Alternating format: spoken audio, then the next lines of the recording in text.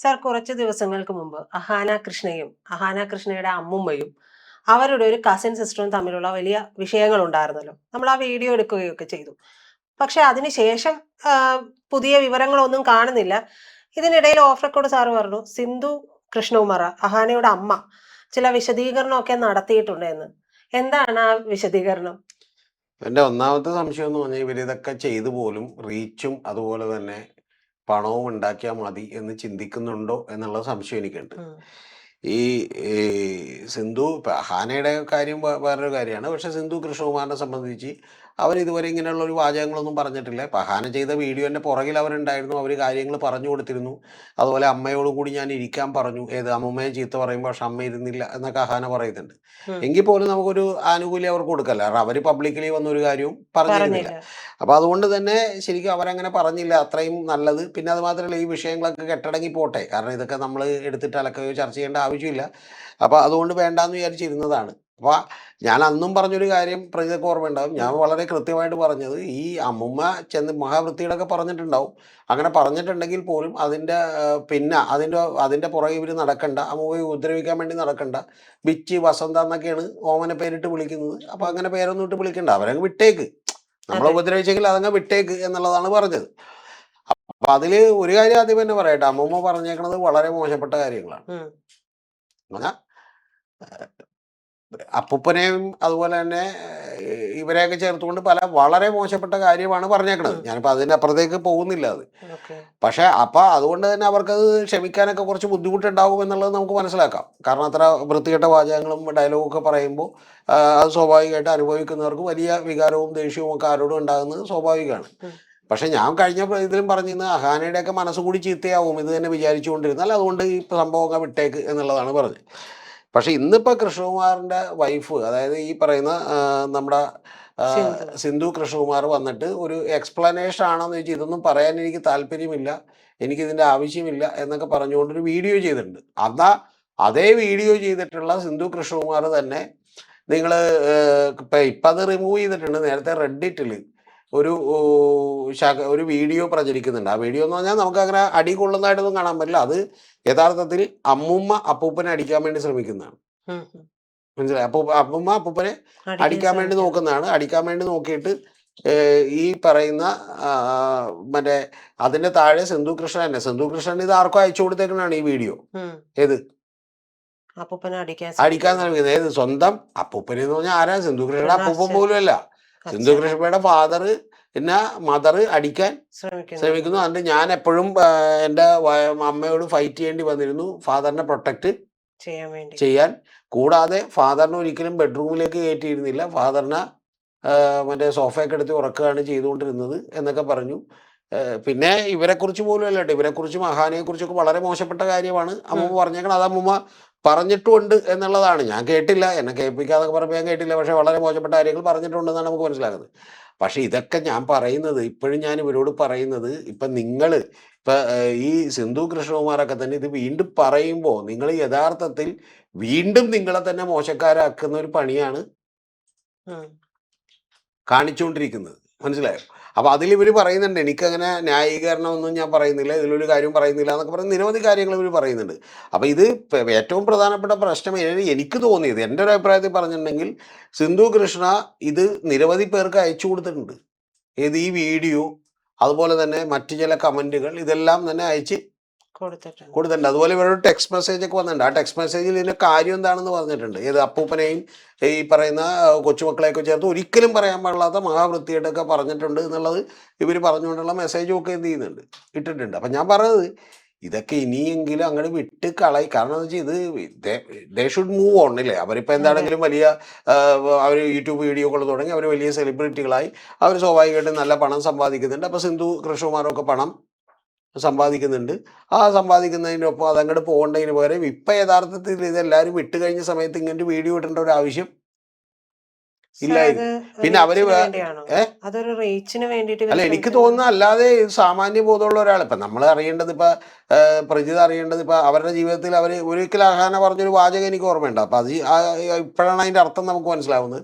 അഹാന പറഞ്ഞിരുന്നു, എൻ്റെ അമ്മ എന്നൊക്കെ പറഞ്ഞ ജമ്മാണ്, പക്ഷെ എൻ്റെ അമ്മക്കൊന്നും അത്തരത്തിലുള്ളൊരു കുടുംബ ജീവിതം അല്ലെങ്കിൽ ഒരു മകളിനുള്ളതൊക്കെയുള്ള ഇതൊന്നും കിട്ടിയിട്ടില്ല, സന്തോഷമൊന്നും കിട്ടിയിട്ടില്ല എന്നൊക്കെ പറഞ്ഞു. അതൊക്കെ ശരി തന്നെ. പക്ഷെ അതങ്ങ് വിട്ടുകളയേണ്ട കാര്യമുള്ളത് നിങ്ങൾ ഓരോ ദിവസവും നിങ്ങളെ തന്നെ മോശമാക്കി വീഡിയോ കൊണ്ടിരിക്കുകയാണ്. മനസ്സിലായോ? നമ്മൾ ഈ പറഞ്ഞ പച്ചമലയാളത്തിൽ പറഞ്ഞ മലന്ന് കിടന്ന് തുപ്പുക എന്നൊക്കെ പറയില്ലേ, ഇതൊന്നും ആവശ്യമില്ല. എന്തിനാണ്? പിന്നെ ശരിക്കും പറഞ്ഞാൽ ഇവരെ നോക്കാൻ വേണ്ടി ആളെ വെച്ചു എന്നൊക്കെ ഇവർ ഇപ്പോഴും ഈ ഡയലോഗൊന്നും വിടേണ്ട ആവശ്യമില്ല. ഇത്തരം വാചകങ്ങളൊക്കെ പറഞ്ഞെങ്കിൽ എന്ത് ചെയ്തു? ഞാൻ നോക്കുന്നില്ല, അല്ലെങ്കിൽ ഞാൻ വിട്ടു, അല്ലെങ്കിൽ ഞാൻ ഇത്രയും കാശം കൂടെ അയച്ചു കൊടുക്കും, ഇനി അതിനപ്പുറത്തേക്കുള്ള ഒരു കാര്യം ചെയ്യില്ല എന്ന് പറഞ്ഞാൽ അതങ്ങോട്ട് ചെയ്യേണ്ട ആവശ്യം ഉള്ളൂ. മനസ്സിലായി? ഇപ്പൊ കാനഡയിൽ നിന്ന് ആ പെങ്കൊച്ചു വന്ന് അത് നോക്കുന്നുണ്ടെങ്കിൽ അത് നോക്കിക്കോട്ടെ. എന്ത് ചെയ്തു? ഇവർ നോക്കണ്ട. അപ്പൊ അതിന് വേണമെങ്കിലൊക്കെ അമ്മയുടെ ചെലവിലേക്ക് വേണ്ടി ഞാൻ ഇത്രയും കാശ് തരാമെന്ന് ചെയ്താൽ മതി. അതിന് ഇവര് മറ്റൊരു ന്യായീകരണം കൂടി ചുമക്കുന്നുണ്ട്. ആ ന്യായീകരണം എന്ന് വെച്ചിട്ടുണ്ടെങ്കിൽ ഇവർ പറയുന്നത് ഇവരുടെ ഡ്രസ്സൊക്കെ എടുത്തിട്ട് പോന്നു എന്ന് പറഞ്ഞല്ലോ. ആ ഡ്രസ്സൊക്കെ എടുത്തിട്ട് പോകുന്നു എന്ന് പറഞ്ഞത് ഭാഗികമായിട്ട് സിന്ധുകൃഷ്ണ സമ്മതിക്കുന്നുണ്ട്. സിന്ധുകൃഷ്ണ പറയുന്നത് അമ്മ ഇവിടെ വന്നു, അപ്പോൾ ഒരു ദിവസം കുളിച്ചൊക്കെ കഴിഞ്ഞപ്പോൾ ഡ്രസ്സ് മാറാനില്ലാത്തതുകൊണ്ട് ഇവരുടെ ചുരിദാർ കൊടുത്തു. അപ്പോൾ അന്ന് അതുവരെ സാരിയാണ് കൊടുത്തുകൊണ്ടിരുന്നത്. കോവിഡ് ടൈമിനാണ് ഇങ്ങോട്ട് വന്നത്. അപ്പോൾ അങ്ങനെ ചുരിദാർ ഇട്ടപ്പോൾ നല്ല ഭംഗിയുണ്ട്, കൊള്ളാമെന്ന് പറഞ്ഞു. അപ്പോൾ അങ്ങനെ പിന്നെ അമ്മക്ക് സ്ഥിരമായിട്ട് ഇവർ ചുരിദാറും അതുപോലെ ദുപ്പട്ട എല്ലാം മേടിച്ചു കൊടുക്കുമായിരുന്നു എന്നാണ് പറയുന്നത്. അപ്പോൾ അവിടെ ചെന്നപ്പോൾ ഒരു ദിവസം ഒന്നും ഇട്ടിട്ടില്ല, അപ്പോൾ ഇങ്ങനെ എടുത്തിട്ട് പോന്നു എന്നുള്ള ലെവലിലാണ് ഇവർ പറയുന്നത്. നമുക്കറിയില്ല അത്. പക്ഷെ അങ്ങനെ ഉണ്ടെങ്കിൽ അവരുടെ ഒരു പെർമിഷനോട് കൂടിയല്ലേ അത് എന്ത് ചെയ്യേണ്ടി വരും, എടുത്തിട്ട് പോകേണ്ട കാര്യമുള്ളൂ. ഒന്ന്. ഇനി രണ്ടാമത്തെ കാര്യം എന്ന് പറയുന്നത് ഇവര് പറയുന്ന അടുത്ത വാചകം, അതായത് ഇത്രയും സംഭവങ്ങളൊക്കെ നേരത്തെ ഉണ്ടായി എന്നുള്ളതാണെങ്കിൽ ഇവർ പറയുന്നൊരു വാചകം എന്ന് പറഞ്ഞാൽ എനിക്ക് ആദ്യമായിട്ട് യൂട്യൂബിൽ നിന്നൊരു ഏണിങ് കിട്ടി, റവന്യൂ കിട്ടി. അതൊക്കെ ശരിയാണ് കേട്ടോ. അതൊക്കെ അഹാന പറഞ്ഞത് നേരത്തെ ഇന്റർവ്യൂ ഞാൻ കേട്ടിട്ടുണ്ട്. അങ്ങനെ ഏണിങ് കിട്ടി. അപ്പം അമ്മക്കൊക്കെ യൂട്യൂബ് എന്ന് പറയുന്നത് ഇപ്പോൾ വലിയ ഇതാണ്. കാരണം ഈ പ്രായത്തിൽ അവർക്കൊരു സ്വന്തമായിട്ട് റവന്യൂ, നേരത്തെ പരസ്യം അതുപോലെ പരസ്യ കമ്പനി ഉണ്ടായിരുന്നു, അതുണ്ടായിരുന്നു എന്നൊക്കെ പറഞ്ഞാൽ അതൊക്കെ കൃഷ്ണകുമാറിൻ്റെ കൂടിയാണ്. അപ്പോൾ ഒരു ഭർത്താവിൻ്റെ ആയിരുന്നു, അല്ലെങ്കിൽ അവിടെ നിന്ന് എടുത്തിട്ട് ചിലപ്പോൾ സ്വന്തം പിതാവിനെ മാതാവിനെയൊക്കെ സംരക്ഷിക്കുമ്പോൾ അവർക്കൊരു ഗിൽറ്റ് ഉണ്ടായിരുന്നു, ഫീലിംഗ് ഉണ്ടായിരുന്നു. ഇതിപ്പോൾ എനിക്ക് കിട്ടിയ പണമാണ്, അതുകൊണ്ട് ഞാൻ അവരൊക്കെ ഇനി മുതൽ ഇവരെയൊക്കെ നന്നായിട്ട് നോക്കാമായിരുന്നു എന്നൊക്കെ വിചാരിച്ചു എന്നാണ് ഇവർ പറയുന്നത്. പക്ഷെ അതിലൊക്കെ ഒരു കോൺട്രാഡിക്ഷൻ ഉണ്ട്.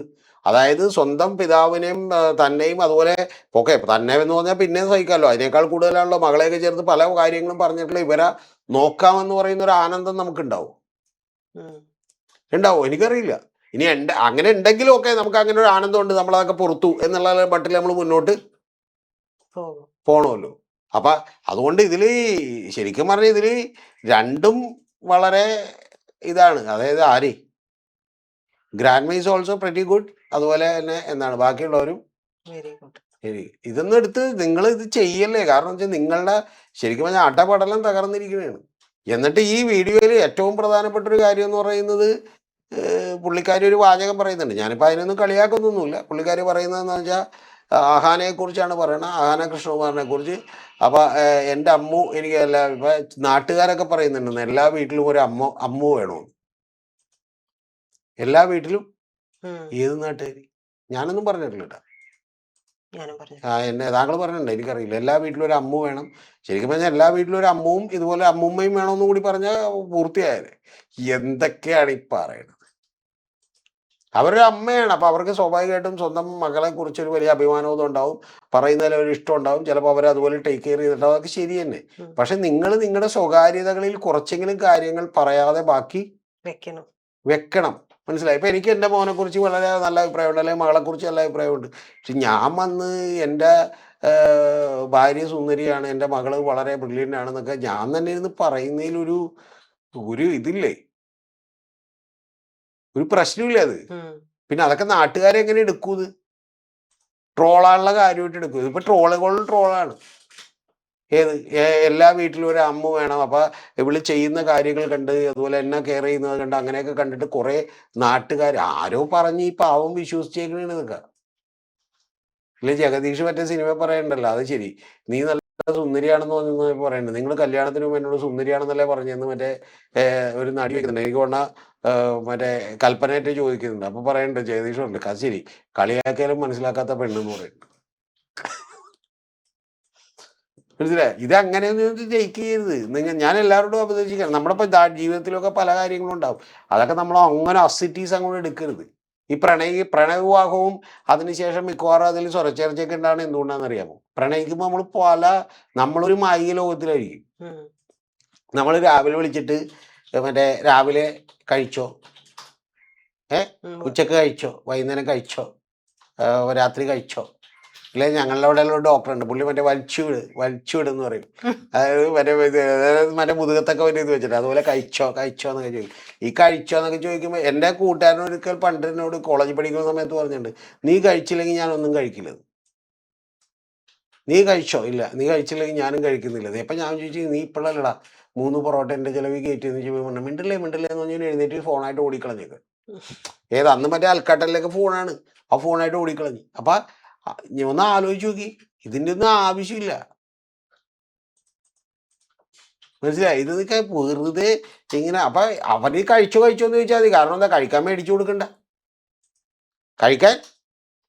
കൊടുക്കണ്ട. അതേസമയം കല്യാണം കഴിയുമ്പോൾ അങ്ങനെയല്ല, കഴിക്കാൻ നമ്മൾ മേടിച്ച് വൈഫിന് ജോലി നമ്മൾ മേടിച്ചു കൊടുക്കാം. അപ്പം നമ്മൾ അരി മേടിക്കാനുള്ള ഓട്ടത്തിനകത്ത് നമ്മൾ ഇനി അരി മേടിച്ചു കൊടുത്തിട്ട് 12 ആകുമ്പോൾ വിളിച്ചിട്ട് നീ കഴിച്ചോ എന്ന് ചിലപ്പോൾ എന്ത് ചെയ്യില്ല. പക്ഷെ മറ്റേ പുള്ളിക്കാരി അത് പ്രതീക്ഷിക്കരുത്. കണ്ട, ഹോസ്റ്റലിൽ നിന്നപ്പോൾ എന്നോട് എന്ത് ചെയ്തിരുന്നു, കഴിച്ചോ, നീ കഴിച്ചില്ലെങ്കിൽ ഞാൻ കഴിക്കില്ല, ഞാൻ കഴിച്ചില്ലെങ്കിൽ നീ കഴിക്കില്ല. എവിടെ കഴിക്കാതിരിക്കാനാണ്? ഞാൻ കാര്യമായിട്ട് പറഞ്ഞു, എല്ലാവരും അവരവരുടെ ജീവിതമായിട്ട് മുന്നോട്ട് പോകും, അല്ലാതെ ഇതിനൊന്നും കാര്യമില്ല. അപ്പൊ ഈ ഓവർ തള്ളുകളും മറ്റേ ഞങ്ങൾ ഭയങ്കര ഇതായിട്ടുള്ള ആളുകളാണ്. ഞങ്ങൾക്ക് ശരിയാണ്, ചിലപ്പോൾ എനിക്ക് ചിലപ്പോൾ എൻ്റെ കുട്ടികളെ കുറിച്ചോ അല്ലെങ്കിൽ ചിലപ്പോൾ എൻ്റെ വൈഫിനെ കുറിച്ചോ അല്ലെങ്കിൽ എൻ്റെ അടുത്ത് നിൽക്കുന്ന ആളുകളെ കുറിച്ചോ അവർ ജമ്പാണെന്നൊക്കെയുള്ള തോന്നലൊക്കെ ഉണ്ടാവും. പക്ഷെ വെറുതെ നമ്മളങ്ങനെ തള്ളിയാൽ അവർക്ക് നാട്ടുകാർക്കും അഭിപ്രായം പറയാനുള്ള സ്വാതന്ത്ര്യമുണ്ട്. അവർ വായി തോന്നിയ അഭിപ്രായം പറയും. ഇതിൻ്റെയൊക്കെ പ്രശ്നം എന്താ പറയുക, ഇതിൻ്റെയൊക്കെ പ്രശ്നം പണ്ട് ഈ പൈപ്പിൻ ചോട് കലുങ്ക് ഇവിടെയൊക്കെ അവസാനിച്ചുകൊണ്ടിരുന്ന കാര്യങ്ങൾ മുഴുവൻ ഇപ്പം ഈ സോഷ്യൽ മീഡിയയിലേക്ക് തന്നെ. ഇനി അടുത്ത നമ്മുടെ തലമുറ വയ്ക്കാൻ പോണ കേസ് എന്താ വെച്ചാൽ ഇതിൻ്റെ എക്സ്പ്ലനേഷൻ ആയിട്ട് ഇനി ഞാൻ പണ്ട് പറഞ്ഞ പോലെ അമ്മൂമ്മ ഒരു യൂട്യൂബ് ചാനൽ തുടങ്ങി അമ്മൂമ്മ ചിലപ്പോൾ തകർക്കുവാന്ന് എനിക്ക് അറിയാൻ പാടില്ല. അങ്ങനെ തകർത്ത എന്തായിരിക്കും സിറ്റുവേഷൻ? ഞാൻ പറയുന്നത് ഇപ്പം ഇതിന് ഇവർ പറഞ്ഞൊരു കാര്യം എന്ന് പറഞ്ഞൊരു കാര്യം പറഞ്ഞിട്ടുണ്ട്. ഓക്കെ, ഞാൻ സത്യസന്ധമായി പറയാണ് കേട്ടോ, എനിക്ക് ഒട്ടും ഇതില്ലാതെ ഞാൻ പറയാണ്. അതിനൊരു എക്സ്പ്ലനേഷനായിട്ട് അമ്മൂമ്മയോ അല്ലെങ്കിൽ മറ്റേ ജാൻവിയോ തൻവിയോ ആരാണെന്ന് വെച്ചാൽ അവരൊന്നും ഇനി വേറൊരു വീഡിയോ ആയിട്ട് നിങ്ങൾ ഈ സമൂഹത്തിൽ മധ്യത്തിലേക്ക് വരരുത്. ചിലപ്പോൾ നിങ്ങൾക്ക് ഇതിന് ജസ്റ്റിഫിക്കേഷനോ ചിലപ്പോൾ നിങ്ങൾ പറഞ്ഞ കാര്യത്തെക്കുറിച്ച് നിങ്ങൾക്ക് പല കാര്യങ്ങളൊക്കെ പറയാൻ കാണും, പക്ഷെ പറയരുത്. കാരണം ഇതൊന്നും കേരളത്തിൻ്റെയോ സമൂഹത്തിൻ്റെയോ ഒന്നും പ്രശ്നമല്ല. നിങ്ങൾ അവിടെ അടക്കി വെക്കത് കുടുംബ പ്രശ്നമാണ്. ഒരു കുടുംബത്തിൽ ഉണ്ടാകാതിരിക്കുന്ന ഒരു കാര്യമാണ്. പിന്നെ സത്യത്തിൽ എനിക്ക് ഒരു കാര്യത്തിൽ സന്തോഷമുണ്ട്, ഒരു കാര്യത്തിൽ സന്തോഷമുണ്ട്, അതും കൂടി പറയാതെ പൂർത്തിയാവില്ല. ഇവരുടെയൊക്കെ ലൈഫ് സ്റ്റൈലും മറ്റേ ഇവർ ഓബൈ താമരെ പോയി ഇത് ചെയ്യലും അതുപോലെ ലക്ഷങ്ങളുടെ സമ്പാദ്യവും കാറുകളും വീടുകളും ഇവർ റൂമെടുത്ത് താമസിക്കുന്നതും ഇവർ മലേഷ്യയിൽ പോകുന്നതും ബിക്കിനി ടേക്കുന്നതും പല കാര്യങ്ങളൊക്കെ കണ്ടിട്ട് എന്തൊരു സുന്ദരമായ ജീവിതമാണ് എന്ന് വിചാരിച്ചിട്ടുള്ള പാവം പിടിച്ച പ്രേക്ഷകർക്ക് ഇപ്പോൾ ഒരു കാര്യം മനസ്സിലായിട്ടുണ്ടാവും, ഇതിനേക്കാൾ 10 ഇരട്ടി സുന്ദരമായിട്ടുള്ള ജീവിതമാണ് കഞ്ഞിയും പയറും അച്ചാറും കഴിച്ച് വീട്ടിൽ സമാധാനമായിട്ട്. തല കാര്യമായിട്ട് ഞാൻ പറയണേ. ഇപ്പൊ ശരിക്കും പറഞ്ഞാൽ എനിക്ക് സത്യം പറഞ്ഞാൽ തുറന്നു പറയട്ടെ, എനിക്ക് സിന്ധുവിനോടൊക്കെ അത് എനിക്ക് വലിയ എനിക്ക് അനുതാപം തോന്നിപ്പോയി. ഞാൻ കഴിഞ്ഞ വീഡിയോ ചെയ്തതിനെ കുറിച്ച് പോലും എനിക്ക് അങ്ങനെ ചെയ്യേണ്ടായിരുന്നു തോന്നിപ്പോയി. എന്താ കാര്യം എന്ന് വെച്ചിട്ടുണ്ടെങ്കിൽ ഇങ്ങനെയാണ് ഇപ്പൊ അവര് ചെയ്യാത്തൊരു കാര്യത്തിന് ഇത്തരത്തിലുള്ള കാര്യങ്ങളൊക്കെ വലിയ ആക്രമണം നേരിടേണ്ടി വന്നാണെങ്കിൽ അവരുടെ ജീവിതം എന്തായിരിക്കും ഒന്ന് ആലോചിച്ച് നോക്കി.